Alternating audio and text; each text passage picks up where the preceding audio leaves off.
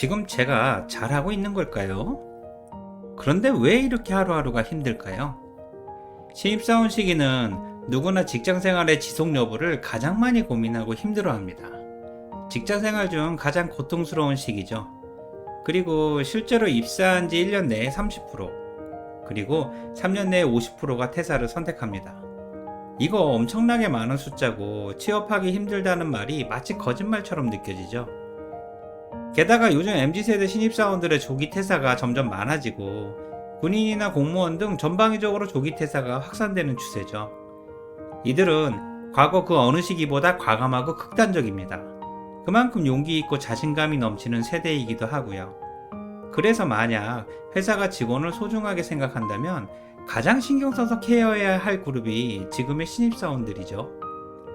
하지만 불행하게도 신입사원 시기는 상사나 선배들의 작은 말 한마디에도 쉽게 상처를 입거나 용기를 얻는 가장 연약한 시기이기도 합니다. 그래서 작은 병아리를 키우듯이 칭찬이나 관심을 꾸준히 줘야 하죠. 그렇지 않으면 너무 쉽게 죽거나 날아가 버립니다. 저 또한 신입사원 시기가 가장 힘들고 길게만 느껴졌습니다.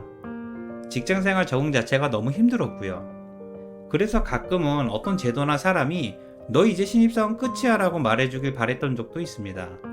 신입사원이라는 말이 너무 싫었거든요. 하지만 신기하게도 신입사원 시기가 언제 끝났는지 알 수도 없었고 기억도 없습니다. 개인적인 느낌엔 입사한 지 1년 정도 지나서였다고 생각합니다.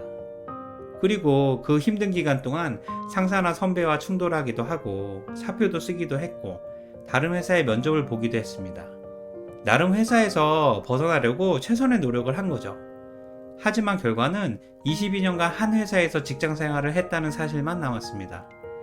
그때 저는 도전은 했지만 선택할 용기가 부족했거든요. 출근해서 숨만 쉬고 있어도 답답하고 힘들었던 신입사원 시절에 저는 회사 적응도 힘들고 인간관계도 어렵고 이러다가 업무가 아닌 눈치만 백단이 될 것만 같았습니다. 그렇다면 과연 이렇게 힘든 시기인 신입사원의 기준은 무엇일까요? 여러분들은 뭐라고 생각하세요? 안타깝게도 신입사원 기준에 대해서는 어디에도 명시가 되어 있지 않습니다. 구글이나 네이버에도 신입사원에 대한 명확한 기준은 없고요. 회사마다 통용되는 암묵적 기준은 존재해도 회사나 사람마다 생각이 모두 다르죠. 게다가 중소기업과 대기업, 공무원 조직이나 공기업들도 신입사원에 대한 기준은 천차만별이고요.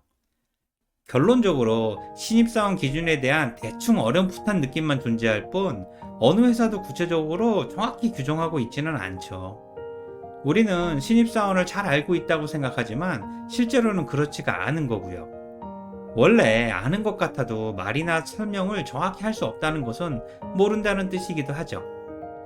신입사원 기준이 구체적으로 정해지지 않은 이유는 아마도 신입사원 시기는 직장인이라면 누구나 경험하는 시기고 사람마다 적응하는 기간도 다 틀리고 신입사원 자체가 아직 회사의 중요한 존재가 아니기 때문에 구체적으로 명시할 필요가 없었던 거죠. 만약 신입사원을 중요하게 생각하고 소중하게 대했다면 회사는 무조건 신입사원에 대해 규정하고 그들이 제대로 성장하고 케어할 수 있도록 수많은 방법을 도입했을 겁니다. 하지만 현실은 전혀 그렇지가 않죠. 솔직히 회사는 신입사원이 소중하다고 말만 할 뿐 아직 회사의 소중한 존재가 아닌 거죠. 상사나 선배들도 대부분 그렇게 생각하고요. 어쨌든 신입사원 기준에 대한 생각은 회사나 사람마다 다 다르겠지만 저는 개인적으로 신입사원의 기준을 다음과 같이 정하고자 합니다. 제가 생각하는 신입사원의 첫 번째 기준은 부서 내 서열에서 막내를 벗어날 때입니다. 즉, 후배가 생겼을 때를 의미하죠. 이제부터 후배가 생기면 신입사원 아닙니다. 이때부터는 실수가 용납되거나 배우는 시기가 아니라 후배를 가르치고 잘 이끌어야 하니까요. 물론 한두 달 차이의 후배는 동기와 같고 최소 6개월 이상인 경우를 의미합니다. 신입사원의 두 번째 기준은 입사 후 1년 이내입니다. 일단 입사 1년이 지나면 부서 막내라도 신입사원 아닙니다. 그냥 막내 사원입니다. 원래 회사 업무는 월, 분기, 반기, 연 단위로 돌아가기 때문에 1년 이상 근무하면 모든 업무를 한 번씩은 경험하게 됩니다. 그러니 입사 1년이 지나면 처음 듣거나 아니면 처음 하게 되는 업무는 거의 없습니다. 그만큼 시간과 경험이 쌓였다는 의미죠. 물론 이 또한 저 개인의 생각일 뿐 중소기업이나 회사 상황에 따라 충분히 다를 수 있습니다. 신입사원의 마지막 세 번째 기준은 나이입니다. 남자는 35세, 여자는 30세 이상은 신입사원 아닙니다. 사실 이 정도 나이면 경력직으로 입사해야 하는 나이죠. 그리고 너무 늦은 나이에 입사하면 선후배 모두가 불편하고 신입사원으로서 배워야 할 지식이나 경험, 생각이나 태도가 다를 수도 있습니다. 게다가 남자 나이 35세 정도면 부서의 선임대리나 과장보다도 나이가 많을 수도 있죠. 만약 군대를 32살에 입대를 하면 이등병 신분이지만 마음가짐은 이등병이 아닌 것과 비슷하죠. 주변 사람들이나 상황도 그렇게 바라보고 대하게 되고요.